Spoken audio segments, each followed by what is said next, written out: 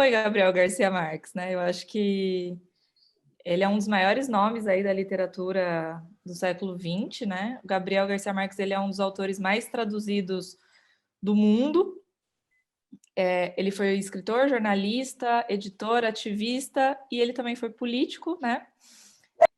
Quem acompanhou a live viu que ele faz parte aí desse boom latino-americano de escritores que também eram considerados intelectuais, né? Ele vendeu mais de 40 milhões de livros em 36 idiomas. O primeiro livro dele, que é A Revoada, é de 1955. O 100 Anos de Solidão, que atingiu aí o sucesso máximo, é de 67. Crônica de uma Morte Anunciada já é de 81. É um livro dos mais recentes dele. E ele ganhou o Nobel de Literatura em 82. Né? Então, acho que é bem difícil hoje, quem gosta de literatura, nunca ter ouvido falar de Gabriel Garcia Marques. Mesmo que não tenha lido, não tenha contato profundo com a obra, mas é um autor que todo mundo aí sabe que existe, ele habita aí o nosso imaginário, né, de leitor. E a ideia foi, a gente sempre traz muitos autores contemporâneos, né, até fazer esse contraste com um autor mais clássico, né, uma literatura aí considerado um clássico. E eu acho que tem vários pontos aí interessantes para a gente abordar, até em questão principalmente em questão cultural, né? No encontro passado que a gente falou da Vida Invisível de Eurídice Gusmão, a gente falou também muito daquele Rio de Janeiro da década de 40, e a gente também vai aí para essa Colômbia aí também do início do século, né? Então a gente tem muitos pontos aí que dá para ser levantado. Mas eu acho que a gente podia começar essa discussão falando a respeito que tem quem já leu Gabriel Garcia Marques talvez tenha sentido aí um pouco de, talvez, diferença, né, com os outros livros, porque ele é como se fosse uma crônica mesmo, um relato de um jornal, de um crime, né? A gente percebe ali os elementos que vai narrando esse crime, né? E envolve aí um mistério, né? Tem muita gente que acredita que esse narrador seja o próprio Gabriel Garcia Marques. Como é que vocês sentiram esse narrador, essa pessoa que está contando essa crônica para a gente, essa história? Vocês tentaram colocar ele também como alguma pessoa narrando um fato verdadeiro? Vocês sentiram aí que poderia ser uma história real? Como é que vocês viram essa crônica de jornal aí acontecer? Vocês sentiram essa proximidade com o real?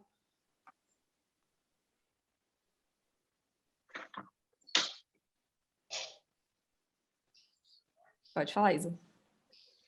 Em nenhum momento eu pensei que podia ser um livro real, não sei. Mas ele tem um tom verídico, realmente. Nada impede que aquilo ali tenha realmente acontecido. Mas, enfim, para mim eu li muito como uma literatura e li muito de uma forma, não vou dizer agitada, mas apressada. Eu acho que o livro ele vai te trazendo essa pressa, porque tu sabe o que vai acontecer e tu quer saber como que chega lá, né? Embora é engraçado, hoje no dia quando a gente fala de spoiler, não dá spoiler de tal coisa, ali tu já sabe desde o início o que está acontecendo, mas ainda assim ele tem o mérito de criar um enredo que te chame, que te atrai, apesar de tu já saber qual que vai ser o desfecho. Embora o desfecho lá, o final, eu não imaginasse, né? A forma como ficou a história, mas enfim, eu acho que tem um mérito muito grande de narrar e a forma como ele escreve é muito atraente, independente da gente já saber como vai se desenrolar os fatos. Eu acho que a genialidade dele está muito nisso, né? A gente sabe ali na primeira linha que ele vai ser morto, que já anunciaram. A gente sabe quem vai matar, porque também não tem suspense de quem vai matar. A gente sabe que são os irmãos Vicário, a gente sabe logo de cara o porquê. E mesmo assim, a gente tem aquele suspense, a gente lê tem aquela coisa de que, meu Deus, o que vai acontecer aqui mesmo? Tá tudo ali, né? Tá tudo falado ali. Eu não vi quem foi primeiro, se foi o Thiago ou se foi a Júlia, vocês me perdoem. Vai, Júlia, depois Thiago. Eu gostei muito do livro, eu concordo muito com a Isabela, no sentido, eu também li como uma literatura, mas eu também aproveitei, eu vi assim esses traços de uma crônica, né? Você conta histórias primeiro dos gêmeos, você conta a história da noiva, você conta a história, ele vai pulando, e como se fosse cada uma crônica independente, você vai entendendo o contexto de cada personagem do livro. Isso eu achei muito interessante, gostei demais. Agora, uma coisa me incomodou muito no livro. Esse narrador, por exemplo, eu não pensei se agora se é a Max ou não. O que me incomoda é que ele fala que ele é um amigo, né? Ele se apresenta como um amigo do falecido, daquele grupo de rapazes que estão mais ou menos na mesma idade. Se ele é um amigo, como é que ele vai contar essa história mais de 20 anos depois? Se ele é amigo, ele está envolvido ali no fato na hora, ele não vai esperar tanto tempo e vai contar um caso do passado. Isso que eu não conseguia trabalhar na minha cabeça. Né? Um amigo, olha o que aconteceu mês passado, e aí conta toda essa história, né? Tá vivendo aquele momento. Agora, ele é um amigo, cara, e vai contar isso, uma coisa lá da juventude, isso não. Eu achei. Isso me incomodava o tempo todo que eu lia. É isso que eu queria falar. Eu não sei se mais alguém se incomodou com isso, esse narrador, né? Ele narra a história 27 anos depois, né, do Ah, acontecido. ah. Tiago e depois Bárbara. Oi, gente, bom dia para todo mundo. Gostei muito do livro também. Estou num ano que estou tardiamente descobrindo, entre aspas, o Garcia Marques, né, Isa? Uhum. E, enfim, meu primeiro Kindle, aliás, também quebrando paradigmas aqui, nunca imaginei dizer isso, mas enfim, gostei demais do livro. E sobre essa questão que a Júlia levantou, né, desse ato tão grande assim entre o acontecimento e a escrita, eu estava lendo tô lendo uma biografia dele, que é bem grande, aliás, e bem boa, bem detalhada. E aí o autor do livro, ele conta essa história. Na verdade, isso aconteceu de fato em Sucre em 51, e ele só escreveu tantos anos depois, porque quando ele começou a rabiscar essa história, a mãe dele pediu para que ele não expusesse os envolvidos. Porque a carga emocional que ele colocou nos personagens tinha muito a ver com boa parte das pessoas que de fato tinham sido diretamente envolvidas na história. Era um amigo dele, na verdade. Tem até o nome aqui que eu anotei, deixa eu ver. Então, o jovem chamado Miguel Palência havia recebido um bilhete dizendo que a nova esposa, Margarida Tica Salas, não era mais virgem, por isso ele a devolveria, etc. e tal. E aí o amigo dele que morre é o Caetano Gentili Chimento. Como tinha essa carga de realidade, ele estava ali de alguma forma explorando muitas questões envolvendo esses personagens, a mãe dele pediu para que ele não fizesse isso, para que ele não expusesse. Então, depois, quando ele de fato escreve o livro, ele diz, bom, boa parte das pessoas já morreu, né? Quase todos, aliás, os principais personagens que estavam envolvidos nessa história já morreram. Então, ele se sente mais à vontade para colocar ali a história de fato dos personagens em si e publicar o livro. E quando ele publica o livro, ele anuncia, ele está numa viagem a Cuba, né? Ele ia muito a Cuba, muito amigo do Fidel a vida toda. E quando ele anuncia o livro sobre essa questão de realidade, de não realidade, de ficção, eu achei legal a maneira como ele anuncia. Ele diz que é um livro que é uma espécie de um falso romance, mas é também uma falsa reportagem, né? E aí ele faz uma provocação muito sadia para o momento. Ele fala, não está muito longe dessa coisa que nos Estados Unidos eles chamam de novo jornalismo, que é essa coisa do jornalismo literário mesmo, de você misturar elementos da literatura com elementos da vida real. Então, ele tinha essa consciência, e o tempo, esse ato tão grande de quase 30 anos, aí se deve especialmente a um pedido da mãe. E sobre ser ele, só para concluir aqui, ele brinca muito com isso o tempo todo, mas ele coloca vários personagens, ele nomeia alguns personagens que são personagens da vida dele, né? A Mercedes, que é a esposa dele, ele aparece uma hora ou outra. A mãe, que chama Luísa Santiago, né? A irmã, Margot, aquela tia do fim da cena final ali, que é uma cena maravilhosa, aliás, acho que a tia Venefrida ou coisa assim, ele tinha uma tia com esse nome, então ele brincou muito o tempo todo com personagens diretamente envolvidos com a família dele, né? Então, para dar esse caráter pô, será que é ele? Será que não é? Mas, no fim das contas, ele colocou muita gente que de fato existe ali. Eu ia até perguntar se vocês tinham pegado aí os easter eggs aí do livro, mas o Thiago já revelou todos, né? Mas tem Tá bom, vou realmente, embora, tchau. tem realmente esses nomes aí reais das pessoas da vida dele. E essa questão do novo jornalismo, né, nos Estados Unidos, a gente tem o caso ali do A Sangue Frio, né, que é considerado o nascimento do jornalismo literário, e também tem muita polêmica em volta sobre se tem muitas coisas que não são reais, né, que aconteceram ali. E o Gabo, ele faz isso de uma forma brilhante também. E por isso que eu joguei aí essa questão para ver se vocês tinham sentido essa questão da veracidade da história ou se para vocês passou como uma completa ficção. Vamos lá, que eu acho que eu me perdi na ordem, mas eu vou conseguir. Belle, Bárbara, Ju e Alexandra. Não, errou. Errei! A Bárbara primeiro, depois eu. Ai, Bárbara, Belle, Ju e Alexandra. Sem problemas, gente. Eu li esse livro já tem um tempo já, foi o primeiro e único dele que eu li, mas gostei bastante. Agora, sobre essa questão que o pessoal estava comentando, né, da história ser contada muitos anos depois, para mim essa foi a graça da história, na verdade. Eu achei muito melhor do que se ela tivesse sido contada logo depois que aconteceu, porque passa uma ideia de que, na verdade, as informações elas foram um pouco perdidas ali, por isso que ele teve que dar uma investigada melhor, ele teve que lembrar, e é subjetivo, né? Porque ele que está lembrando, apesar dele ter feito ali toda uma pesquisa sobre os fatos, isso para mim que foi a graça da história, porque passa a ideia de que talvez não foi exatamente aquilo que aconteceu ali naquele momento que as coisas aconteceram. Traz um pouco dessa coisa da história, né? Do momento que a gente está tendo contato com as coisas que aconteceram. E apesar de eu ter visto essa questão de talvez ser ele, estava contando ele que era o amigo, ele que era o narrador, eu não percebi isso. E para mim eu também encarei, igual a Isabela falou, eu também encarei mais como uma história mesmo, um romance ali. Para mim foi uma coisa meio fantasiosa ali, mas para mim essa que foi a graça, na verdade, apesar de ter visto aí vocês falando essa questão da reportagem, do jornalismo, enfim. Mas para mim foi mais interessante encarar como uma história mesmo.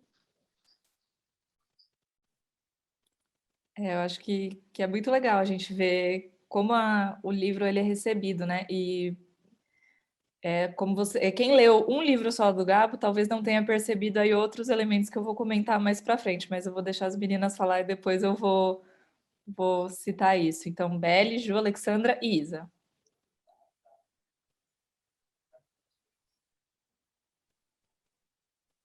Belle.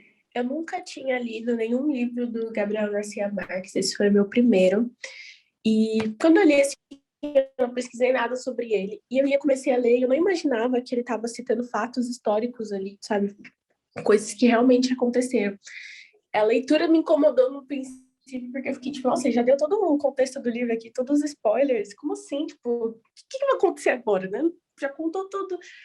E aí, quando foi desvendando os outros mistérios, falando sobre os vicários, sobre toda a história do vilarejo, sobre a história do morto, e aí eu fiquei tipo, meu Deus do céu, tá bom, agora eu tô entendendo qual o contexto do que ele tá falando. Foi muito interessante ver como ele conseguiu captar, dando todo o contexto do livro logo no começo, e mesmo assim captar a essência de cada personagem, trazendo uma realidade. Esse foi o primeiro livro que eu li dele, e foi um livro que eu senti como se eu estivesse lá vendo tipo, a cena, sabe? Foi gostoso de ler, foi um livro que eu gostei bastante, e não estragou o suspense, foi maravilhoso. Você vai vir amanhã? Essa eu acho que é a graça, né? do Gabriel Garcia Marques, né? Ele consegue aí fazer um mistério mesmo com todas as armas, e é um livro que tem muito personagem, né? Como a Belle lembrou, tem muito personagem, e cada personagem ali tem... E essa é uma característica dele também, esse excesso aí de personagens, mas cada personagem tem muito bem o seu lugar ali no texto, né? Não fica uma coisa perdida. Ju, Alexandra e Isa. Não, é mais ou menos isso que a Beli falou também. Como eu já li alguns livros do Gabo, eu li mais pensando que era uma literatura mesmo, não pensei que fosse fatos verídicos, mas achei muito interessante os dados que o Thiago trouxe. Mas o que eu mais gostei foi essa questão de que ele anuncia tudo no começo, mas ele dá tanta riqueza de detalhes depois que eu adoro saber, as pessoas contam, aconteceu isso. Tipo, eu não quero saber só isso, eu quero saber tudo que aconteceu por trás. E esse livro me deixou felizinha nessa parte, porque eu gosto de saber riqueza de detalhes, tudo que aconteceu por trás, e o Gabo explica muito bem isso, e sempre tem muitos personagens, por isso que eu me surpreendi quando eu acabei o livro, que eu achei ele curtinho, porque eu achei que ainda dava muito mais história por aí, se ele quisesse desenrolar mais coisa, né? E aí meio que para mim acabou repentinamente. Eu achei que vinha muito mais coisa por aí, mas essa coisa dele prender a gente com a riqueza de detalhes e com o desenrolar das coisas, mesmo a gente já sabendo o que é o principal, né, o ocorrido principal, é o que eu gosto dos livros dele. Isso tem bastante em todos os livros, né? A Ju depois, como já leu aí outros livros, ela vai me ajudar na parte seguinte, que esse ponto de contato que ele tem com as outras obras dele. Alexandra, Isa? Também foi o primeiro livro dele que eu li. Eu tenho 100 Anos de Solidão, mas não consegui ler ainda. E cheguei a pensar que poderia ser um fato real. E por saber que ele é um autor do realismo fantástico, fiquei aguardando aparecer isso nesse livro. Como eu vi que não ia aparecer, me fez pensar nisso. Será que foi algo que realmente aconteceu e que ele mesmo que está narrando? Eu cheguei a pensar isso. E o fato de você já começar sabendo o desfecho do livro, o que vai acontecer, isso também não me incomodou, não, porque ele vai trazendo as perspectivas de cada personagem e por que todo mundo sabia e só ele não. Então, cada um foi revelando ali o motivo, né? Motivos diferentes e várias pessoas que poderiam ter evitado, mas não o fizeram. Achei isso bastante interessante. O título, né? Crônica de uma Morte Anunciada. Como que a morte estava mesmo anunciada, ela estava ali exposta e a morte aconteceu, né? Isso é muito, muito engraçado, né? Se a gente for parar para pensar. E essa questão do realismo fantástico é muito interessante porque quem acompanhou a live lá viu que o Vinícius falou, né? A gente costuma jogar muito tudo que a gente não consegue explicar no realismo fantástico, né? Tudo aquilo que a gente acha que é inexplicável. E se a gente analisar com muita atenção, a gente tem esses momentos no livro. Mas é totalmente diferente, por exemplo, de pegar 100 Anos de Solidão ou A Casa dos Espíritos com a Rosa dos Cabelos Verdes. Então, tipo, ele não tá tão explícito, mas ele tá ali, tem os elementos ali que a gente não consegue explicar. Isa?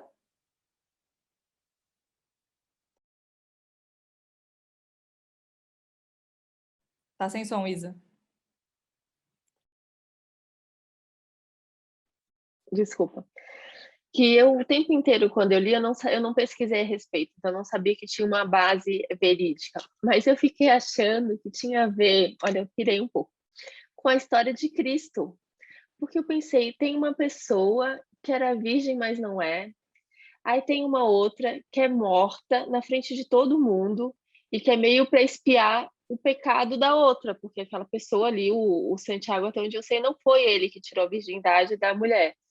E todo mundo meio que lavava as mãos, porque as pessoas falavam, não, fulano vai resolver, fulano vai avisar, e ninguém chegava e avisava prontamente ao Santiago. Então, era uma coisa que todo mundo sabia, que meio que estava dito, ou estava na boca do povo, mas ninguém se prontificou a proteger, e essa pessoa teve que morrer para, enfim, para levar a culpa por um outro, que não em nenhum momento foi dito ou foi resolvido quem era.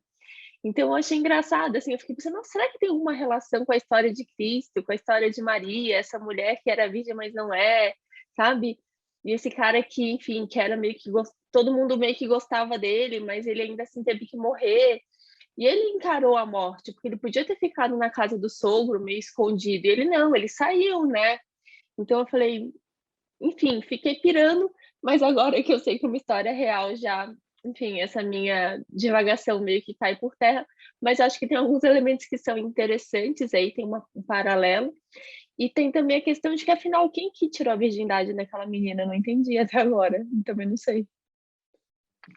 Então, vocês acham que foi o Santiago ou vocês acham que não, que ela estava protegendo? Porque ali, até o final, depois de anos e anos, ela continua falando que foi o Santiago. As pessoas achavam que não. E aí? Tipo, ela estava falando a verdade ou ela estava mentindo? O que vocês sentiram aí dessa Belle e Ju? Eu senti nitidamente que ela estava protegendo outra pessoa. Parecia muito, sabe, o decorrer da história, ela falando assim, sabe, para a cidade inteira que foi ele, os irmãos dela falando para a cidade inteira que foi ele. Eu senti que ela estava protegendo outra pessoa, sim, porque provavelmente essa pessoa ela amava muito mais a outra pessoa e não queria que a outra pessoa morresse no lugar, né, do Santiago. Mas aí fica o questionamento, né? A gente sempre duvida da palavra da mulher quando ela alega alguma coisa. E aí? Ju, pode falar. Eu acho assim, eu acho que não foi o Santiago. E eu acho que ela jogou o nome dele porque ela tinha certeza que ele seria uma pessoa que eles não matariam. Né? Porque ele era rico, dos árabes lá, meio todo mundo gostava. E tem uma partezinha do livro que o narrador conta, né? Que os gêmeos, que todo mundo tem todo esse enredo que é uma morte anunciada, todo mundo sabe, mas ninguém bota fé, porque ninguém acredita que os gêmeos vão ter coragem de matar o Santiago. Então, eu fiquei com essa sensação que ela não falou, que ela jogou o nome dele, porque ela achou que ele seria um que não ia morrer por conta disso, entendeu? Mas eu também acho que não foi ele, não. E o que eu mais fiquei pistola foi que ela, depois que aconteceu... Primeiro, ela não queria casar com esse cara, ela deu meio que graças a Deus que ele devolveu ela. Depois, ela ficou 20 anos implorando para voltar com ele. Tipo, oi? Mas eu acho que não foi Santiago também, não. A dor do desprezo, ela é forte, né? O cara foi embora e aí ela falou, não, agora eu quero e vou mandar carta. E ela sabia que ele não estava respondendo e ela mandava e mandava. Isa? Um determinado trecho da história, eles falam alguma coisa do tipo que os irmãos, eles comentam tanto sobre o assassinato, eles falam tanto sobre o que eles vão fazer, que é quase como se não quisessem fazer, como se eles quisessem ser presos, quisessem que as pessoas tomassem a rédea e dissessem, não, mas ninguém faz isso. Então, também tem uma questão do peso dos irmãos em ter que honrar a família, limpar o nome da irmã. Então, isso ficou, tipo, né, essas tradições, essa questão um pouco moral ali, que não necessariamente era uma coisa que os meninos queriam executar, mas tiveram que executar por uma questão mais de sociedade e cultura, para não ficar feio para eles, digamos. Mas, enfim, eu acho que não era para o Santiago morrer. Eu acho que toda essa história, ela mostra como a vida... Tipo, sabe aquela história uma borboleta bate asa aqui, gera não sei o que, não sei aonde? Então, tipo, são pequenas questões que por fim, causam isso. Tem essa dos irmãos, é isso mesmo, né? Que eles anunciaram tanto que era para ser parado, né? E ninguém parou os irmãos, né? Deixaram... Porque ninguém achou que ia chegar até lá. Thiago, pode falar. Não, só um detalhe curioso ainda com essa questão da mistura entre a realidade e a ficção. Pouco depois que o livro foi lançado, e o livro foi assim um sucesso astronômico. A tiragem inicial do livro já foi um absurdo em relação aos parâmetros da época na Colômbia. Ele foi lançado simultaneamente na Argentina, enfim, na Espanha, né, onde o cara assim, fez muito sucesso também. Mas aí, quando o livro de fato explodiu, o advogado dos irmãos na vida real procurou a justiça, procurou Garcia e processou Garcia Marques, porque diz que ele estava retratando duas pessoas que tinham sido inocentadas no tribunal como assassinas num livro dele. E aí, isso despertou uma onda, isso é muito curioso, porque isso despertou uma onda de pessoas que se reconheciam no livro e diziam, opa, eu também vou processar. E aí choveu o processo, ninguém nunca ganhou nada. E aí o autor do livro aqui da biografia, ele até diz, as cortes colombianas, em geral, sempre foram formadas por pessoas muito literariamente educadas, digamos assim. Então as pessoas conseguiam fazer essa distinção com clareza. Olha, isso aqui tá dentro dos parâmetros literários. Ele não está fazendo uma biografia que expõe a tua pessoa de fato, ou o teu cliente, enfim. Então, nunca ninguém ganhou um centavo nesses processos que tentaram imputar contra ele. E uma última coisa, Isa, aqui, que você falou há pouco das mulheres também, né? Dessa coisa também, sempre se duvidar da palavra da mulher. Em algum momento desse livro, dessa biografia, ele coloca isso, né? Que o livro, além de tratar muito da síndrome da honra, da vergonha, ele fala muito de machismo. E aí ele coloca aqui, uma conclusão possível de Garcia Marques é que os homens merecem a violência que fazem uns aos outros por causa do que fazem contra as mulheres. Então, independentemente de ter sido Santiago ou não, o fato de ele morrer pelas mãos dos irmãos dela, enfim, essa violência toda, de alguma forma ilustra isso, né? Esse tratamento que é dado à mulher acaba fazendo com que os homens mereçam a violência contra eles, independentemente de terem sido eles próprios os assassinos, assim, ou ele próprio assassino. E nas obras do Gabriel Garcia Marques, a gente vê ali muito uma questão ali dessa Colômbia ali do início do século XX. Então a gente tem muita questão ali de relacionamento com meninas muito jovens, né? A filha da empregada ela já se sentia como uma posse do Santiago, né? Porque ela sabia que em determinado momento ele ia reclamar ela para si. Então, isso também, hoje, é uma questão que gera muita polêmica, né, dos leitores. Até surgiu recentemente algumas pessoas querendo cancelar o Gabriel Garcia Marques por conta dessas obras. E eu queria, para vocês, como é que foi essa questão aí, principalmente dessa violência aí contra as mulheres, né, a questão da honra, a questão ali da palavra sempre posta em dúvida ali da Ângela, se foi, se não foi, da própria filha da empregada e a relação da empregada com o pai do Santiago anteriormente, porque eu não vejo como o Gabriel Garcia Marques como motivo de cancelamento, né? Eu acho que a gente entra numa questão ali muito mais profunda de retratar uma sociedade, uma época que isso era a norma, né? O padrão normal. Então, eu queria também saber de vocês como é que vocês encaram essa questão. Isa e depois Bárbara.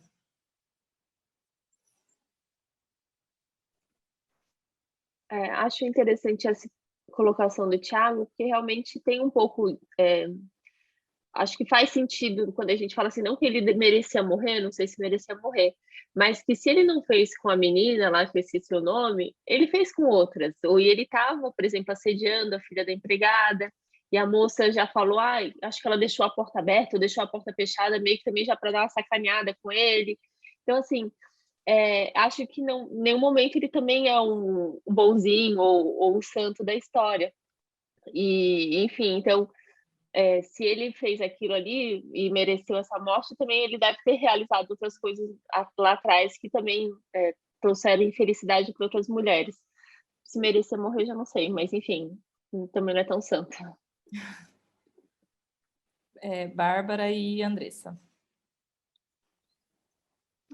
Esse negócio de cancelar o Gabriel Garcia Marques, eu não estava sabendo, não. Foi novidade para mim. Alguém ter coragem de falar um negócio desse? É complicado, mas essa questão, né, de retratar a sociedade, igual você estava falando, né, Isa, o tratamento que as mulheres recebiam, para mim isso é super importante, super relevante, na verdade tem que ter isso mesmo, porque é meio que uma referência que a gente tem para não repetir esse comportamento, para não aceitar esse comportamento, né? E sem falar que vai fazer o quê? Vai apagar a história? Não tem como, isso aconteceu, isso acontecia, né? É igual o livro que a gente leu, o Laços de Sangue, né? A gente precisa ter essas informações, mesmo que seja através da literatura. Na verdade, através da literatura é uma ótima forma, né, de ter acesso a esses dados, a esses fatos. Não vejo razão nenhuma para cancelar, na verdade, nenhum autor que retrata isso. É claro que se ele for abusivo, preconceituoso no livro dele, de propósito, se ele estiver tentando trazer isso de volta, é outra coisa, né? Mas retratando como as coisas eram, acho super relevante, super importante. As pessoas tinham que ler mais, na verdade, para exercer ali o senso crítico, né? Entender as críticas que são feitas hoje a esse tipo de comportamento. Porque a gente não estava lá no passado, mas o livro, né, os dados históricos, é que eles trazem para a gente como que as coisas eram, como que as pessoas eram. Né? E também não julgar as pessoas porque era a época delas, né? Porque a gente não quer que isso aconteça mais, mas isso aconteceu, é importante que a gente saiba. Não vamos cancelar o Gabriel, gente, por favor, não façam isso. Foi um movimento que eu vi no Instagram de vários Instagrams literários falando que alguns apoiando esse cancelamento do Gabriel Garcia Marques porque ele era pedófilo, né? Porque nos livros aparecem essas relações com meninas. E eu acho que é uma. E aí eu comecei a pesquisar e eu vi que é uma discussão aí que ela existe, né? E que ela é muito necessária, né? Porque como que a gente cancela um autor ali que viveu uma outra época, viveu em outro, que não tinha também o acesso aos debates que a gente tem hoje, e a gente não pode fechar o olho, parar de ler Gabriel Garcia Marques e fingir que isso nunca aconteceu, né? Eu acho que também não é a partir daí que a gente consegue mudar, né? Andressa, Júlia, Isa. Então, eu também, foi a primeira vez que eu li, eu gostei bastante. Em questão do cancelamento, eu acho que não deve também, porque para não se repetir a história, acho que a gente precisa estar lembrando sempre que aquilo passou, né? E se cancelar e ninguém mais lê, isso pode se repetir no futuro, então, porque é como se não tivesse acontecido. Agora, em questão, se for que nem o do Borba Gato lá, eu sou a favor totalmente de tirar e colocar outro, porque a gente não pode colocar, que é diferente, ele não está retratando na história, né? E em relação, eu também fiquei bem incomodada no livro, a questão das mulheres sempre se escondendo, né? E sempre tentando sair da vista do homem, né? Porque a mulher, até hoje, né? Eu fui, pelo menos, criada assim, que a gente tem que andar coberta, né? Se esconder, porque como se fosse a culpa sempre da mulher, né? Mas essa parte incomoda sempre, eu acho que para a mulher, para o homem talvez não, porque ele não entenda isso, porque a gente sente na pele, no dia a dia isso. Mas também eu fiquei pensando que talvez ela, a moça, não queria casar.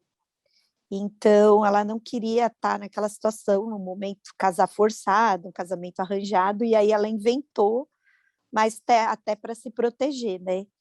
E se ela tivesse inventado para se proteger também de um casamento, eu também não acho que é uma invenção ruim, porque a mulher sempre teve que casar forçada, foram casamentos arranjados por muito tempo, né? Então, se foi uma forma dela se proteger de um casamento que ela não queria, é viável.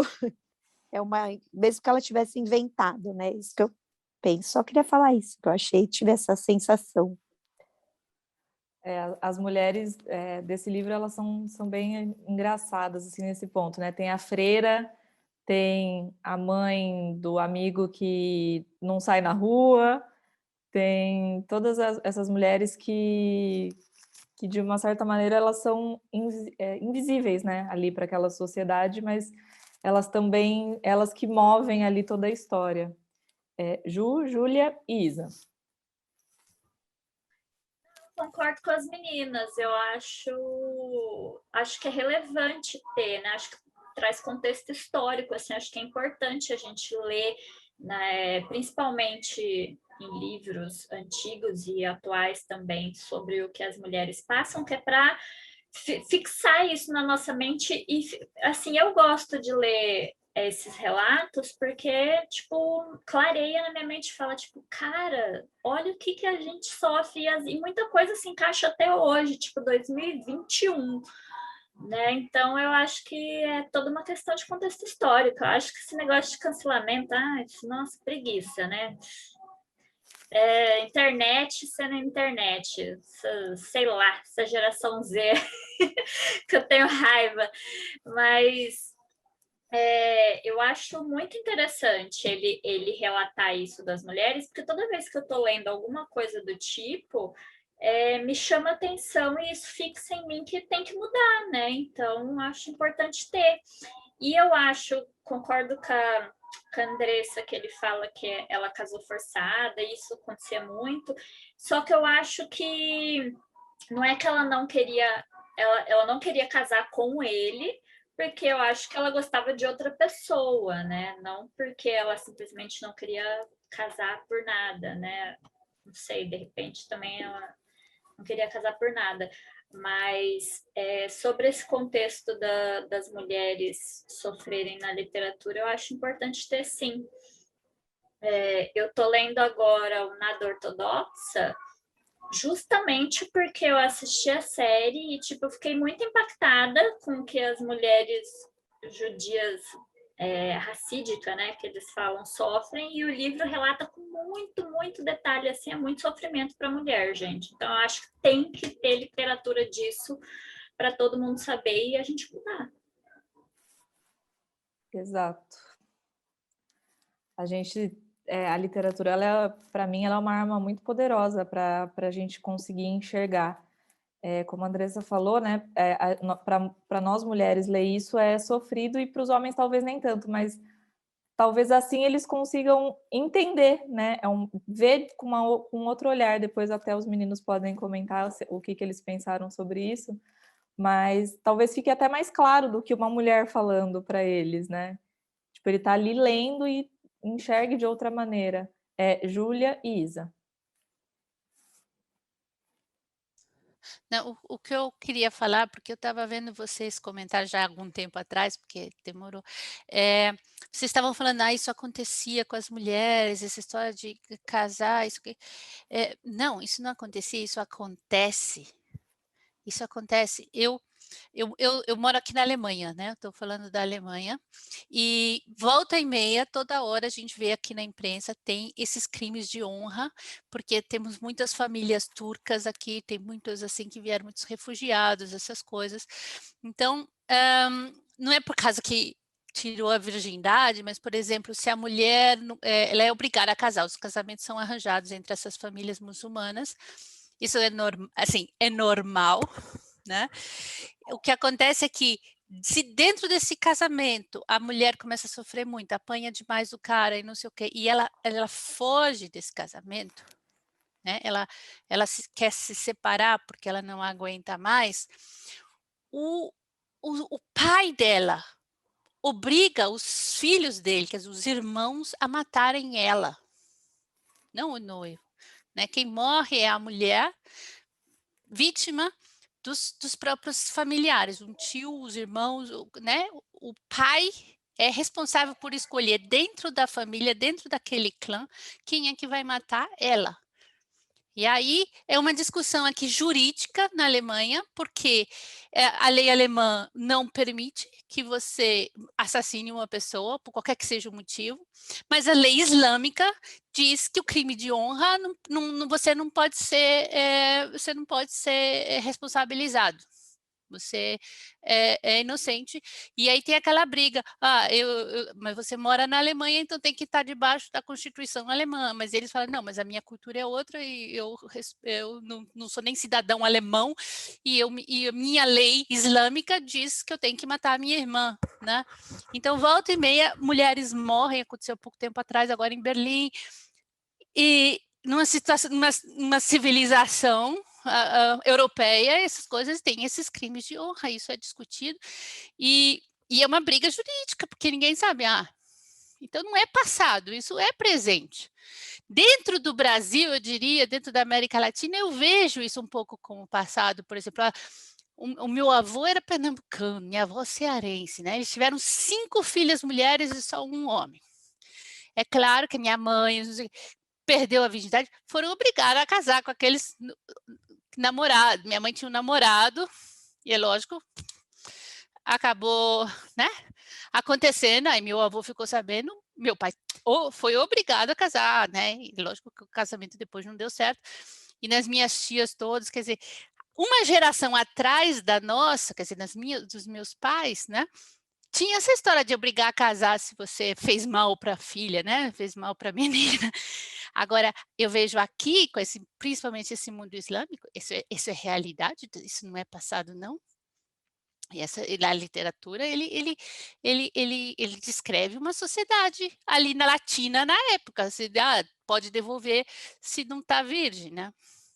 E não era uma coisa que era extraordinária. As amigas dela explicaram como fazer para enganar. Quer dizer, era uma coisa que todo mundo ali já era um não diga que era um costume, já se sabia, acontecia, né? Então não é um absurdo, né? A gente tem vários pontos ali, né, da questão da mulher. Um é a questão do tabu sexual, né? A mulher tem que ser entregue ao marido virgem, mas a gente tem na mesma obra a questão da prostituta, talvez, que está lá para servir os homens, né? Que está sempre tem a porta do quarto aberta, os homens entram lá quando querem. Então, a gente tem ali essas duas questões. A mulher, ela não tem desejo sexual só quando ela é para casar, né? Mas ela também tem que servir o homem de uma outra maneira. E sim, eu acho que realmente a gente evoluiu, mas a gente ainda não superou essa parte, né? Vai demorar aí um caminho um pouco maior até a gente conseguir superar. Então, por isso é tão importante a gente continuar falando, a gente ter esses relatos, a gente entender. Isa e Bárbara. Eu só queria comentar que assim, pelo que eu entendi, o cancelamento é por uma postura do autor, não uma postura dos livros, não é? Ou não? Não, é por ter nas obras essa questão. Principalmente, acho que a principal que alegam é Memórias de Minhas Putas Tristes, né? Que tem ali a questão do velho, que é um senhor não lembro se ele tem, acho que uns 90 anos na obra. Gente, mas se for assim, então Lolita já devia estar queimando na fogueira faz tempo. É outro que causa uma polêmica, né? Assim. Gabriel E se a gente for pegar em todas as obras, a gente tem muito essa questão da menina nova com o homem mais velho, né? É um ponto comum ali na obra do Gabriel Garcia Marques. E o debate surgiu por conta disso, por ele falar sobre isso. Então, ele está abordando a pedofilia. Não foi por uma declaração que ele deu, não foi por nada, foi por constar nas obras. Eu acho que essa discussão sobre autores e suas obras, ela é bem crítica, porque se a gente for parar para pensar, a gente tem, sei lá, Woody Allen, a gente tem Monteiro Lobato, a gente tem, enfim, né, tantas situações assim, sei lá, o Polanski, né? Então, tu gosta do filme, mas a pessoa tem um histórico que é questionável. Então, como que tu separa isso? É bem difícil. O próprio Michael Jackson, né? Eu acho que qualquer um que tenha visto aquela série, acho que da HBO, sobre Michael Jackson, você não consegue ouvir, sei lá, qualquer música dele, senão arrepiozinho. Mas, enfim, não tem muito certo ou errado. Eu acho que vai muito de cada julgamento pessoal, mas é muito complicado. Agora, cancelar uma obra porque ela aborda um tema que é polêmico, que é delicado, o que quer que seja, eu acho errado. Cancelar o autor, já não sei, aí eu já tenho minhas dúvidas, acho que eventualmente até se pode avaliar, mas a obra eu acho que ela tem um papel social e histórico que é relevante.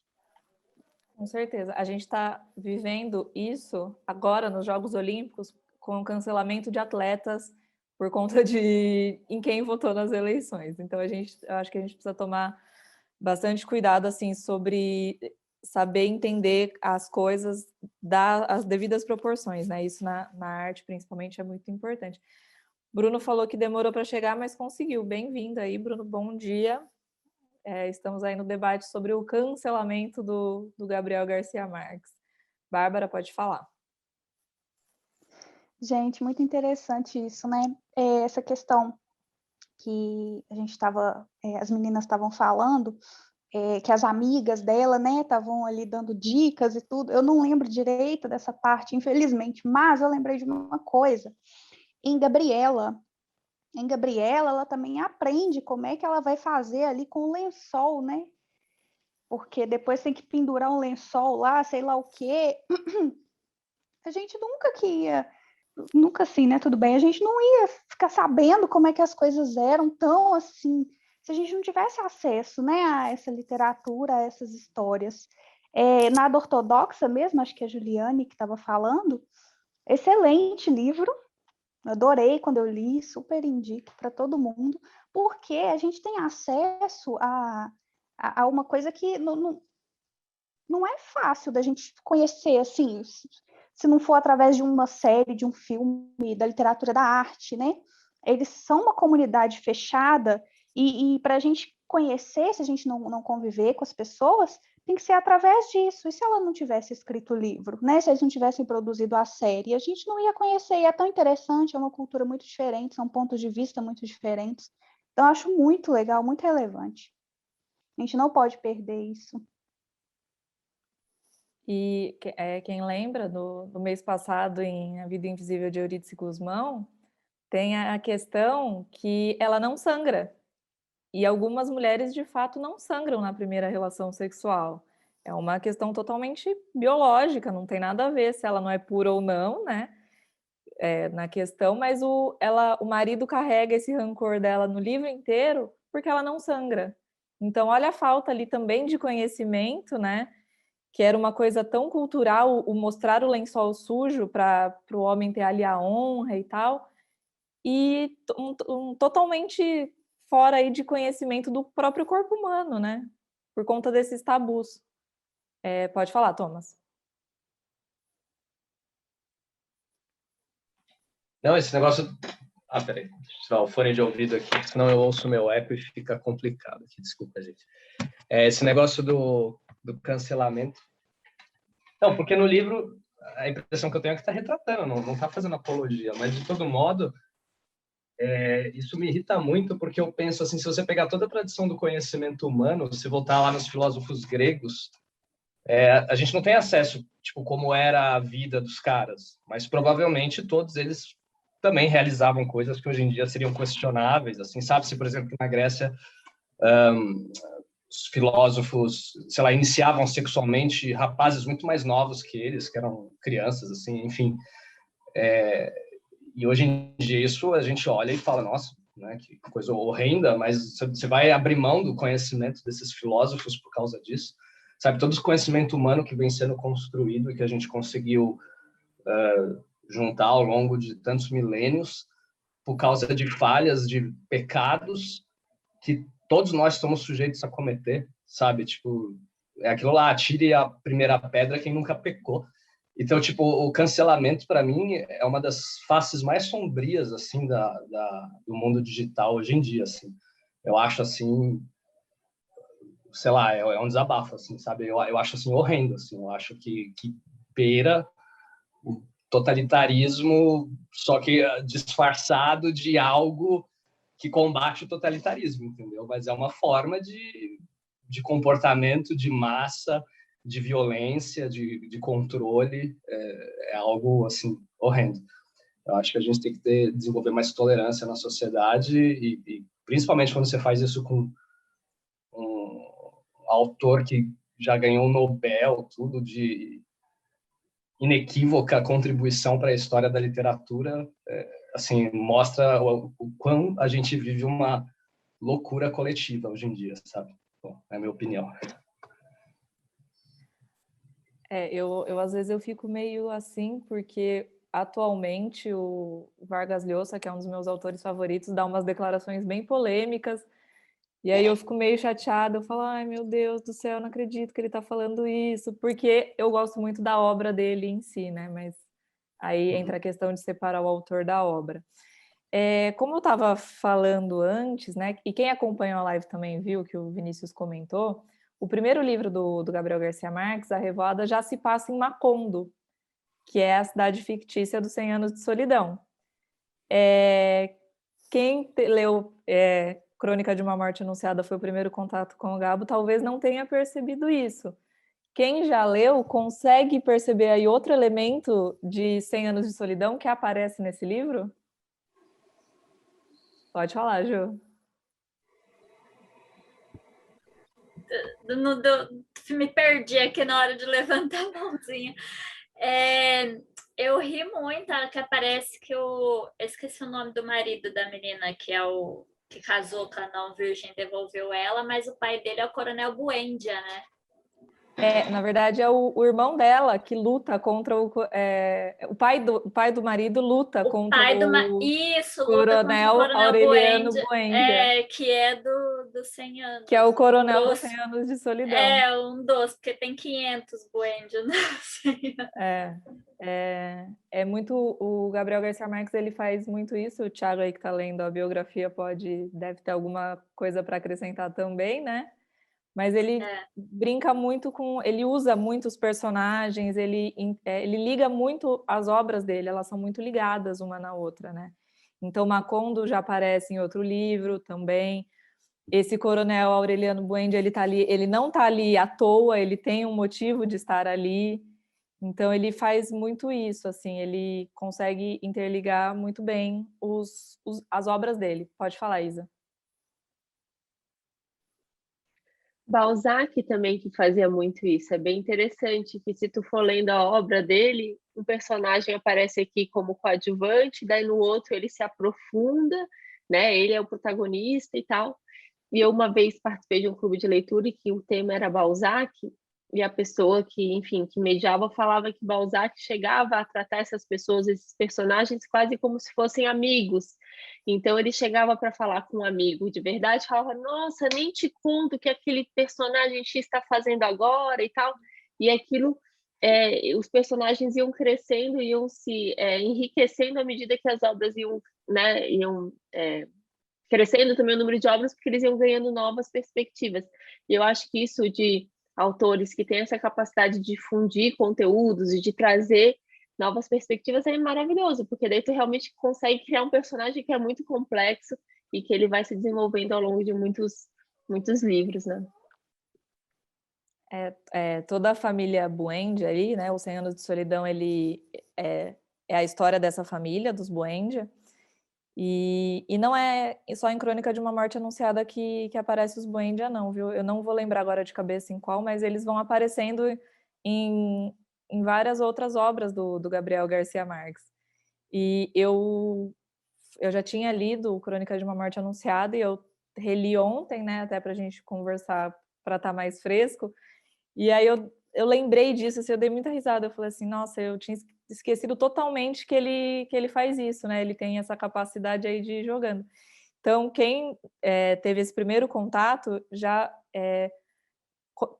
treine a leitura para ir procurando, porque ele faz muito isso. É muito legal, assim, esses easter eggs aí que ele vai jogando nas obras dele, linkando uma na outra. Mas a gente acabou falando bastante coisa e a gente falou pouco aí do nosso protagonista, né, do Santiago Nassar. O que vocês acharam dele? Ele é um menino rico de 21 anos, aparentemente, pela descrição, é o bonitão lá do povoado. Ele tem poucas falas, né? Ele fala mais ali no final do livro, mas a gente consegue ter uma visão dele aí. O que vocês acharam desse nosso protagonista?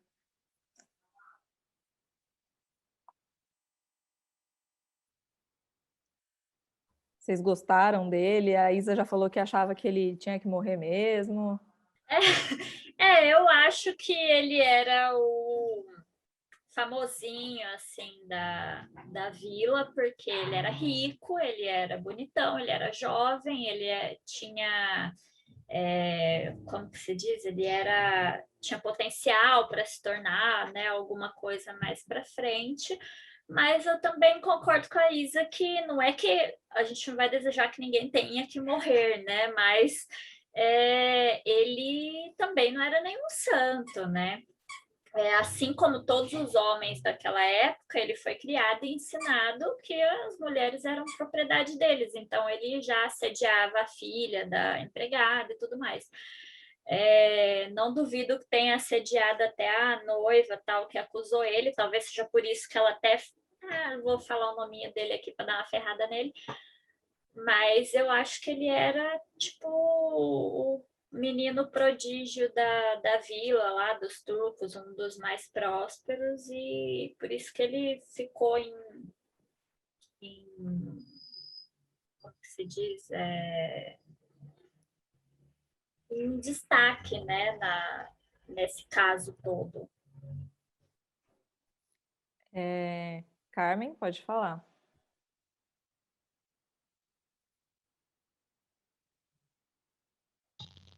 Estão me ouvindo? Sim. Tá. Bom, primeiro, primeira vez que eu participo do grupo, estou achando muito gostoso, muito interessante, né? E eu estou aqui pensando, né, sobre essa questão da morte anunciada, uma morte que todo mundo sabia e nada foi feito. Quando Thomas usou o termo loucura coletiva, né, me remeteu a isso. Uma loucura coletiva ali, todo mundo vendo o que estava para acontecer e ninguém se manifestou, né? Ninguém tentou de fato impedir. E aí eu fico pensando o quanto isso também não estava ligado com a questão cultural, com a questão do moralismo, né? O quanto as pessoas ali também não estavam achando que esse crime deveria acontecer de fato. Também por conhecerem quem era o nosso protagonista, né? Aí nessa imagem que foi a Juliane que colocou, né? Ele também não era nenhum santo, acho que todo mundo sabia quem era ele, e até o fato dele mesmo ter ido para essa morte, assim, com cara e coragem, né? Não ter tentado evitar de uma outra forma que realmente ele conseguisse sair daquilo, né? Então, eu não consigo ficar só no... a gente simplesmente achou que o crime não ia acontecer. Eu acho que deve ter alguma coisa por trás que fez com que as pessoas não chegassem a falar para ele o que é que estava acontecendo. Essa questão cultural ela é bem interessante, porque assim, né? Se chegar alguém para a gente hoje e falar assim, eu vou ter que matar a fulano porque ele desonrou a fulana, você vai falar assim, que absurdo que você está falando, né? Tipo, para a gente vai ser uma coisa chocante.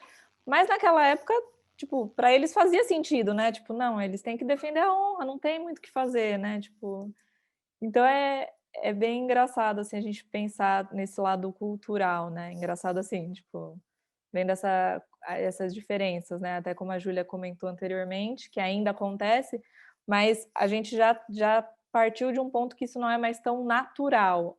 Ele, quando acontece, causa um certo espanto, causa um certo incômodo. Belle, Bruno e Andressa. Eu acho que esse ponto cultural deve ser tocado, mas não somente ele. Eu acredito que deve ter alguma coisa política também, porque nessa época, assim, é uma época que as coisas se resolviam muito na mão, sabe? As coisas se resolviam com as próprias mãos. As pessoas iriam atrás da justiça, fazerem a justiça delas. Não tinha uma pessoa superior ali naquele momento, uma polícia, ou até mesmo um juiz para poder, sabe, falar que aquela pessoa estava errada ou certa. E uma coisa que eu percebi no livro é que as pessoas mesmo, né, do vilarejo que estavam ouvindo daquela comunidade, sabiam a notícia, nenhuma delas pensou em contar para o Santiago, e as que pensaram mudaram de ideia, talvez, eu acredito que seja por medo, né, de alguém contar, ou até mesmo de alguém pegar e enfrentar os irmãos e falar, não faça isso. Eu não percebo isso no livro, ninguém indo enfrentar eles, né, de falar que não devam fazer isso. E eu senti, sabe, essa coisa de interior, assim, das pessoas não quererem se envolver nos problemas dos outros, né? E no final deixar as coisas acontecerem por si só e não falar mais nisso, do tipo, como se aquele assunto virasse proibido depois. É interessante ver isso no livro.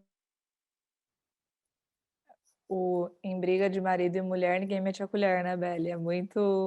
Foi muito comum por muito tempo isso, né? Exatamente. Então, tipo, se é o problema deles, eles que se resolvam. Eu não vou entrar nisso. Bruno e Andressa. Estão me escutando? Estamos escutando. Bom dia para todos. Cheguei um pouquinho atrasado hoje, estou um pouco perdido, ainda estou tentando me orientar como é que está o andar da conversa. Mas o nome do livro me chama muita atenção, porque eu linkei, né, com meio que uma metáfora que é feita na atualidade: quem fala muito não faz, né? Geralmente quem faz é aquele que vai lá e faz e não fica anunciando que vai fazer. Então eu associei muito, pensando, né, com essa linguagem que a gente vê hoje, eu associei isso aos irmãos, aos gêmeos, porque eles falavam, para todo mundo que chegava ali, eles anunciavam, eles falavam que eles iriam fazer, eles não tinham receio, né, do que, ao mesmo tempo que eles tinham uma coragem, eu acho que também tinha um pouco de receio em estar fazendo. E aí, naquela anunciação, eu acho que talvez tinha, né, uma certa expectativa de que alguém avisasse ele para que ele não fosse, para que ele tentasse escapar. Pensei, de certa forma, nisso, né, quando eu comecei a ler o livro. E da mesma forma, né, eu notei, acho que só uma pessoa assim, né, que quis realmente fazer algo, né, para ajudar ele. Acho que eu não sou muito bom, né, em lembrar o nome dos personagens. Tinha muitos personagens nesse livro. E aí acho que uma senhora, se eu não me engano, né, acho que ela era até mãe de uma das narradoras do livro. Ela vai tentar ajudar, mas só que aí no meio do caminho alguém diz que já não dá mais tempo porque já o mataram. Então, assim, eu só vi isso, essa atitude de impedir de uma pessoa. Acho que ela era até parente da família, né, da esposa devolvida, mas só que ela tinha mais afeição pela família dele. Então, eu só notei isso por parte dessa senhora. E os outros só ficavam naquela linguagem mesmo. Poxa, todo mundo, acho que naquela assim, todo mundo está sabendo, então alguém vai falar, e ninguém falava. Acho que muito por esse medo mesmo, né, de tomar uma atitude, as consequências, né, que poderiam surgir a partir dali. Mas achei interessante, sim, né, a metáfora do nome do livro. É só isso. Essa personagem que o Bruno comentou é a Luísa Santiago, e como a Beli falou, que é bem comum no interior, ela era realmente parente das duas famílias, né? Da família do Santiago e da família da noiva devolvida. Isso é puro suco do interior, né? A pessoa que é parente de todo mundo. E realmente ela tenta, né? Ela sai de casa, até é comentado ali que ela não saía de casa havia anos, nem para ir à missa, e ela sai de casa em busca do Santiago, mas aí no caminho falam, eles já mataram ele, né? Andressa, pode falar. Não é nada assim muito o que me marcou no começo também, que eu mais que marca na vida, assim, a relação da mãe com ele, né? Que ela sempre, no começo do livro, eles falam, ela sempre pressentia, e naquele dia ela não pressentiu, né? Como se a mãe sempre tivesse que pressentir algo sobre os filhos, e as mães, eu não sei, eu não sou mãe, mas a maioria das mães que eu vejo, elas sempre falam que pressentem algo assim, né?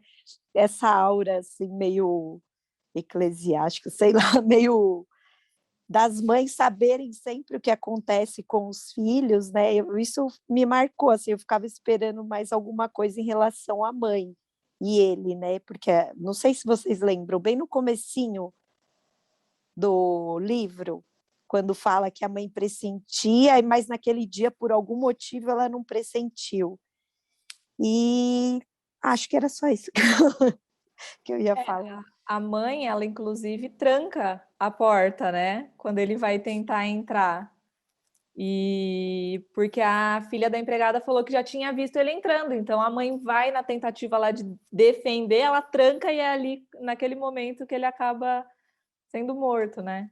Isa, eu pode falar? Ai, Pode desculpa, falar. posso? Não, pode falar. Não é só um parênteses do livro do mês passado que eu não participei, mas ele virou tema da minha terapia. Ele virou tema da minha terapia.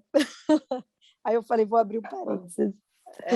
Aquele livro é muito bom.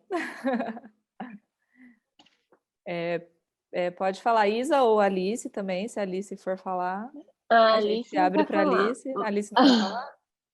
Acho que não, ela não leu dessa vez. Não leu esse, tudo bem. Não leu. Andressa, na verdade, falava que a mãe do Santiago, ela era uma boa interpretadora de sonhos, logo no início. E aí ele falou que ele tinha sonhado com bosque, alguma coisa, e ela falou, não, isso não é nada.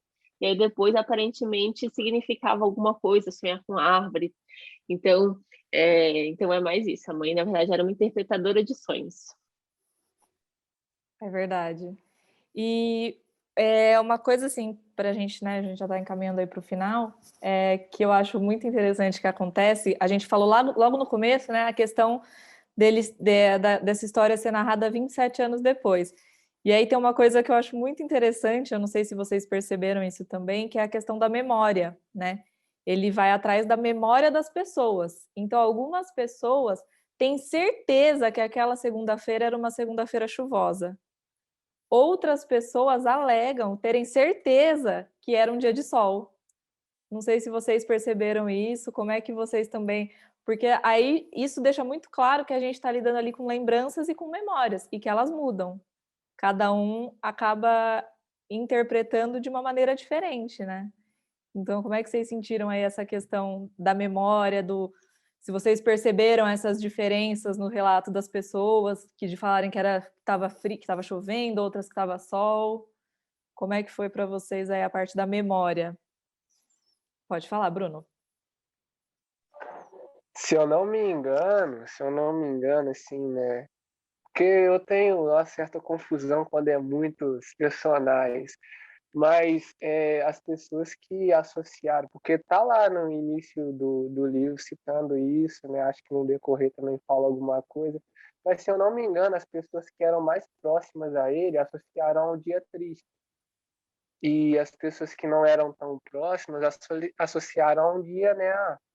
Um dia ensolarado, um dia como qualquer outro, né? Vamos dizer assim. Então eu fiz esse link assim, mas eu não sei se faz muito sentido, porque tinha muitos personagens, e aí às vezes eu acabo me perdendo, mas pelo pouco que eu me inteirei ali, eu acho que faz de certa forma sentido pensar dessa forma. Faz um certo sentido, sim. As pessoas que participam da história, mas não tinham uma ligação muito próxima com ele, que tinha visto ele passando e tal, geralmente são as que falam que estava um dia ensolarado, né? E eu acho que a gente faz muito isso, né? Essa questão da memória, da gente acabar alterando a memória de acordo com se o acontecimento foi positivo ou negativo para a gente, né? Então, eu acho um dado muito interessante, porque isso, para mim, deixa muito claro ali no livro que a gente está tratando de memória, a gente não está tratando de um relato fiel. A gente está lidando com a memória das pessoas, o que as pessoas lembram desse acontecimento. Então, ele muda, né? O acontecimento, ele muda de acordo com a pessoa. Vocês ficaram tudo reflexivo quando eu falei da memória. Vocês estão lembrando de alguma coisa, certeza. Cada um está pensando em alguma memória aí que fez a mesma coisa do livro, tenho certeza. Thomas até coçou a barba, olhou para o lado. Pode falar, Isa. Não sei se nesse caso se aplica, mas acho que no final que a memória traz, ou essa ideia da memória, que no fundo não tem uma verdade que seja única, né? Que ela é muito do que a pessoa vivencia, de como que ela enxerga aquilo ali. Então, talvez nem tenha sido dessa forma, né? A história todas as histórias são sempre uma visão de alguém que está contando, mas não necessariamente uma verdade única. Mas eu vou dizer que, para mim, até agora, o que me incomodou é não saber até o final quem que foi que tirou a virgindade da menina. Isso me deixa, assim... Achei que alguém aqui ia ter a resposta, só estou aqui por causa disso. Para mim, ela era virgem ainda. Fujona de casamento só, né, Andressa? É. Cadê o Thiago, jornalista da bibliografia dele, para dar essa informação para gente? Eu acho que o Thiago tem essa informação e ele está aguardando, ele não vai contar, eu estou sentindo isso. Eu queria deixar para o final, entendeu? Eu queria deixar vocês discutirem, conversei com alguns parentes do Gabo e cheguei à conclusão que... Não, estou brincando. Mas eu acho que essa questão da memória, dele colocar isso no livro, dizer, olha, para alguns estava chovendo, para outros não, eu acho que, de novo, é um outro elemento que ele acaba usando como provocação para o trabalho dele próprio, assim, para tirar essa carga de, mas será que aconteceu? Será que isso é verdade? Será que não é verdade? Quando ele se propõe a fazer um livro que é meio romance, meio crônica, né, meio reportagem, aquela coisa toda, ele joga esses elementos na própria história para, de alguma forma, também fazer essa provocação. Assim, olha, não se preocupem com o que eu estou dizendo aqui, se esse cara era meu amigo, se ele não era, se esse livro é, de fato, tem uma fidelidade canina à verdade ali, ao que aconteceu de fato, né? Não é um registro histórico. E quando ele coloca esses elementos na própria história, eu acho que, de alguma forma, ele está jogando também com essa brincadeira, assim, do que ele próprio está fazendo ali ao escrever uma obra dessa, meio a meio, assim, né? Total, ele se defende na própria obra dele, né? A defesa tá ali. Exatamente isso. Posso colocar uma outra coisa? Claro. Perdão. Não, pode falar. Não, pode falar. Não, uma coisa que eu queria levantar também, assim, que eu acho bem interessante, é como o nome do livro, eu li o livro agora, né? Eu li o livro hoje, assim. Mas o nome dele é um nome comum, né? E é um nome que, assim, eu usei em reportagens que eu escrevi já, assim. Eu lembro que até uma vez eu fiz uma reportagem que eu dizia, era a Crônica de uma Morte Anunciada. E aí um amigo meu falou, porra, achei demais aquela referência ao Gabo que você fez, cara, que livro, né? Eu falei, cara, não li o livro, mas é uma expressão que se tornou tão influente, né? Tão comum até em reportagens de jornal, é uma expressão que a gente usa eventualmente, isso é a Crônica de uma Morte Anunciada. E eu acho que isso tem um valor impressionante, assim, do ponto de vista não só literário, mas do trabalho do cara, da influência do cara, assim, acaba se tornando uma expressão comum, mesmo que você não tenha lido a obra, a história, né? Fantástico isso. Agora você está pagando sua dívida com o Gabo, tá tudo bem. Tardiamente, mas de uma forma justa. Mas de fato né? E o nome, ele é muito simples. Você olha ali a Crônica de uma Morte Anunciada e você acha que a hora que você vai ler não vai ter nada a ver, vai vir alguma coisa assim, tal. E aí você vê na primeira página que é realmente isso, é uma crônica de uma morte anunciada. Ele entrega tudo ali no título já, e na primeira página aí você fala assim, eu vou ler esse livro por quê? E aí você lê o livro e você fala... Exato. E tem essa ambiguidade, né? Ela é anunciada pela própria história, porque os irmãos tentaram de tudo ali, avisaram todo mundo que eles iam matar o Santiago, e ela é anunciada por ele próprio, né? Também. Então tem esse duplo sentido, assim, a Crônica de uma Morte Anunciada. O primeiro parágrafo eu já estou te dizendo que esse cara morreu, e agora vamos contar essa história, né? Começar meio que pelo fim, assim, e fazer toda a volta. Exato. Aí tá a genialidade do autor. Acho que era o Thomas, Belli, Paula e Bárbara.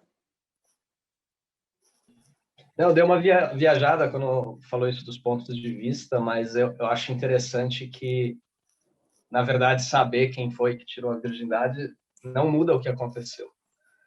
E o que aconteceu por causa da verdade que cada um tinha nos que estavam envolvidos na tessitura dos acontecimentos, entende? Então, isso é interessante, que é aquela coisa né, que até falam, virou agora senso comum, tu fala de física quântica como se entendesse do que está acontecendo, o efeito do observador, não sei o quê, mas é meio por aí, assim, de como a forma que a gente observa a realidade influi nela, né? A forma que as pessoas entendiam aquela realidade acabou engendrando as atitudes que elas tomaram e os resultados que chegaram. Então, para cada um, quando a pessoa conta que estava chovendo, aquela é a verdade dela, porque é assim que ela lembra.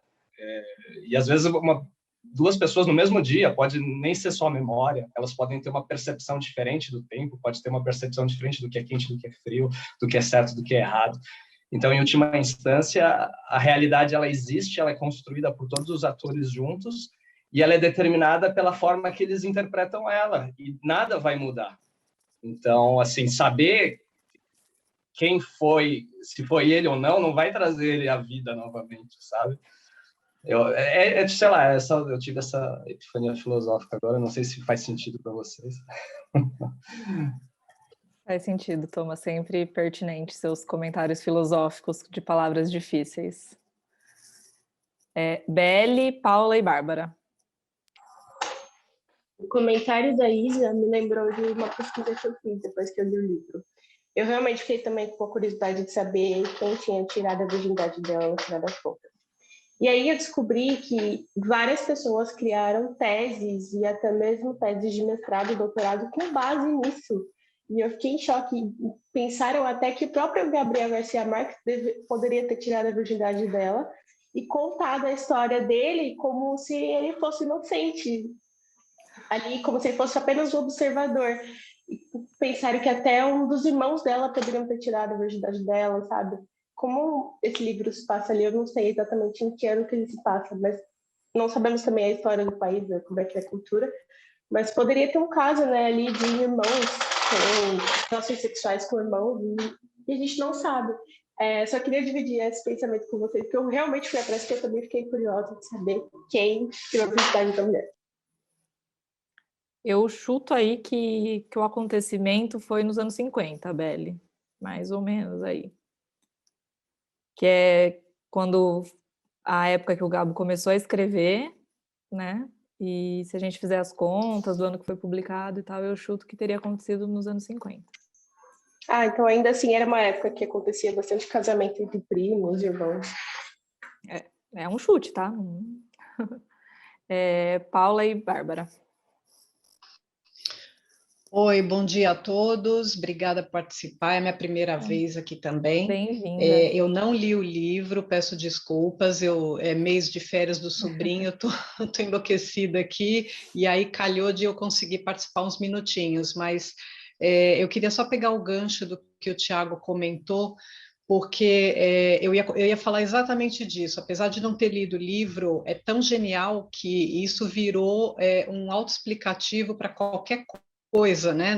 Não necessariamente só uma história real. Então, eu quero dizer, não com uma morte em si, né, de uma pessoa, mas qualquer situação que a gente lide com um luto, ele é autoexplicativo, né? Então, é muito significativo, né, o quanto que está incorporado, e muita gente usa a expressão sem saber a origem, né, do nome, e inclusive a gente leu muito, eu trabalho com conservação de acervos, restauro, e aí vocês estão sabendo do que aconteceu com a Cinemateca, né? E a gente leu muitos artigos, foram escritos muitos e-mails e cartas, e usando essa expressão, e efetivamente acabou acontecendo, né? Então, assim, está super atual esse tema no meu dia a dia, e agora eu vou ler o livro para entender tudo que vocês estão debatendo. E aí, quem sabe, próximo mês eu contribuo com o assunto em si, mas obrigada. O bom é que você já sabe que todo spoiler está ali na primeira página, então a gente não está te dando nenhum spoiler, e mesmo assim a leitura ela vale muito. Bárbara, pode falar. Gente, o que ficou para mim da leitura desse livro foi que, enquanto eu lia, eu achei muito engraçado, assim, não exatamente por ter graça, mas o jeito que ele conta a história, que ele descreve os personagens e as atitudes dos personagens. Então, vocês estavam falando aí essa questão de que ninguém tentou impedir, ninguém falou nada, ninguém contou para ele, todo mundo sabia, né? Isso é uma das coisas um dos pontos altos do livro, né? Que a gente sempre fica ali, meu Deus, mas ninguém vai falar nada, ninguém vai contar para ele, tudo. Acho que o charme do livro dele, o que faz ser um livro diferente, assim, porque quando a gente pega um livro que tem um crime, um livro de suspense, eu já li muito, né? Não li demais, mas já li muito. E, assim, o jeito que ele lida com isso, que ele conta um crime, né? E ele faz ali um pouco de suspense, não pelo fato de quem matou, porque matou, mas essa questão das pessoas, né? Não falarem nada, faz o livro dele ser diferente. E outra coisa também que eu acho que traz um charme maior por ser o Gabriel, né, é essa questão de ter uma história dentro da história, né? Porque, igual a gente estava comentando, foram muitos anos depois, então talvez nem tenha acontecido do jeito que aconteceu. É o ponto de vista das pessoas e dele também, né? Como que ele partiu para pesquisar os fatos, isso faz o livro dele ser... Tem uma coisa a mais ali, né? Mesmo que não tenha igual a gente estava falando, né? O spoiler está ali na primeira linha, mas a gente continua lendo, porque é diferente, né? Ele traz uma coisa diferente por causa disso. Eu que sou formada em Agatha Christie, que você tem que ficar lendo ali até o final para descobrir quem matou, por que matou. O Gabriel Garcia Marques, ele faz totalmente o oposto, né? Tá ali o motivo, tá ali quem matou, e você quer continuar lendo mesmo assim. A gente já está caminhando aí para o final do nosso encontro. Tem mais alguma coisa que a gente não comentou, que vocês gostariam de comentar, que vocês acharam interessante?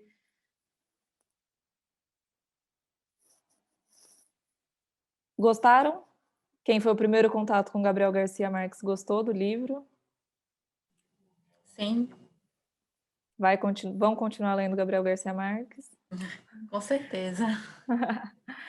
Que bom. Gente, Oi, então... Isa. Oi. Eu só queria saber exatamente quais são as páginas, depois você pode passar, de repente, até no grupo, porque eu estou realmente interessado nessa questão do cancelamento, assim, queria ler esses argumentos surreais aqui. Eu mando para vocês depois lá no grupo. Boa, valeu. Tem bastante coisa, tem bastante matéria falando sobre isso. Pode falar, Andressa. Desculpa, eu esqueci de levantar a mão. Não, mas... Não, teve também um dos gêmeos que não queria matar, né? Ele passou mal e tudo mais. Talvez eles ficarem anunciando, era para criar coragem, né? Porque depois que você entra na terapia, você não é mais a mesma, né? E você fala muito, muito, muito antes de fazer alguma coisa, né? Eu percebi assim, né? E você demora um tempão, às vezes, de repente, uma coisa que precisa de muita coragem, né? E aí eu acho que a pessoa vai falando para aquela coragem entrar, assim, né? Também. Pode ser que era para ser impedido, talvez porque eles não queriam, porque um deles também passou muito mal, né? Não queria chegar nessa situação, e acho que, não sei se é o mesmo que depois passa muito mal depois do ocorrido, que eles acham até que é um envenenamento, mas não tinha como ter sido. Eles têm a dor de barriga, né, e tal, é bem interessante a questão dos gêmeos, eu acho que eles também são dois personagens bem legais. Gente, pode falar, tá? Desculpa, eu não estava conseguindo levantar a mão aqui também. Foi essa impressão que eu tive dos gêmeos, na verdade. Para mim, eles, até mesmo pela questão cultural de defender a honra dela e tudo, não tinha como eles não fazerem aquilo. Então, eu acho que aquele anúncio todo foi justamente para, de alguma forma, serem impedidos de fazer alguma coisa que eles foram incumbidos de fazer por uma cultura, mas que, de fato, talvez eles nem quisessem realizar aquele crime aí daquela forma e tal. Então, por isso que eles anunciavam tanto.